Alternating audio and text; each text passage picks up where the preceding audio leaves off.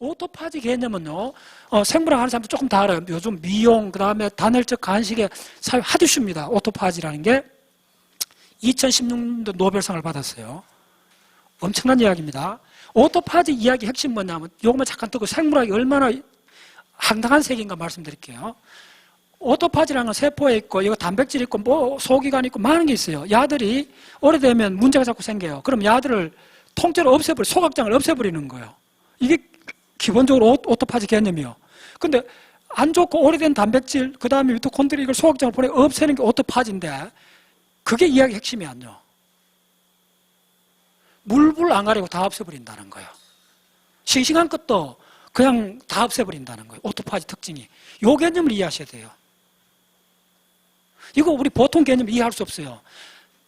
그게 이제 많은 실험을 해봤더니 이게 생명체가 살아가고 있는 정도나, 우리가 하루에 단백질을 몇 그램 먹느냐 하면 평균 한 70g 정도 먹거든요.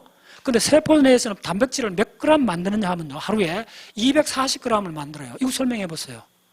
어떻게 설명할 거예요? 먹는 거는 70g밖에 안 먹는데 240g 생긴다는 말은 무슨 말이냐면요, 우리가 밥을 안 먹고 뭐 이래도 한 달간 살 수 있는 이유도 같은 이야기입니다. 뭐냐면 세포가 어떻게 하는지 하면요, 이 안에 있는 싱싱한 것들하고 뭐 병든 것 구별 안 하고 여기서 다 없애버려요. 없애버리고 어떻게 하냐면 다시 만들어요. 이해됐나요?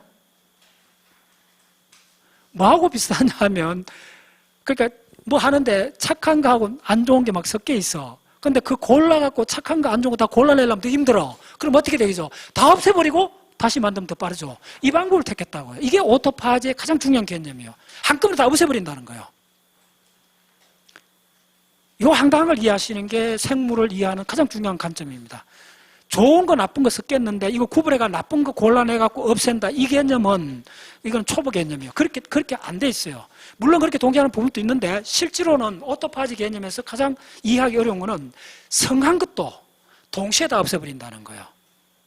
없애버리고 세트로 그냥 다시 만들어버린다는 거예요. 그게 더 빨라. 사실 우리 살아가다가도 사실 그게 더 빠를 때가 많다고요. 예, 그게 오토파지 개념입니다. 뒤에 또 설명드릴게요. 오케이. 자, 그래서 이런 걸 볼 때 어떻게 접근하셔야 되느냐 하면, 세포 속에 무지하게 많은 게 뭔가 보면 빨리 찾아내요.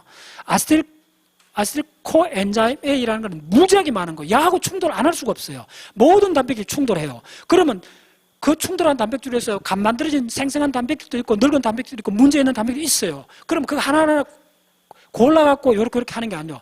자, 이렇게 4층으로 되죠. 골라갖고 하는 시스템도 있어요. 그게 뭐냐면 프로테아지엄 시스템이요. 지금 오토파지 시스템은 그렇게 골라서 하는 게 아니에요. 일단 시간만 지나면 좋은 거 나쁜 거 상관없이 다 없애버리는 거예요. 이 개념이요. 아시겠어요? 그리고 다시 시작하는 거예요. 그러니까 노벨상을 받았다 이러면, 특히 가까운 최근에 무슨 노벨상을 받았다면 엄청 주목해야 돼요. 새로운 산업군이 막 생깁니다. 그 하나로. 오토파지를 갖고 노벨상을 받았고, 이게 엄청난 시장이 어디 있냐면 미용 분야. 여러분들 최근에 살 빼는 방법 중에 가장 각광받는 방식이 다 알 거예요. 간헐적 단식을 들어봤죠? 그걸 이론적으로 백업해 주는 게 오토파지 이론이에요. 미용하고. 됐죠? 전 세계에 지금 열광하고 있습니다. 오토파지 이야기는. 근데 지금 그게 노벨상을 받고 탄탄한 과학적 기반을 갖고 설명을 하기 시작해요. 예. 간단히 뭐 그 이야기는 왜 되느냐면 간단해요. 오토파지 얘기 뒤에 또 이제 설명되는데, 오토파지 이야기 핵심은 뭐냐면요, 나이가 들면 대부분 어떤 좋은 중요한 물질이 줄어들어요. NAD가 줄어든다 그랬죠. 80이 되면 보통 10살 때 갖고 있던 NAD 양의 10%밖에 안 갖고 있어요.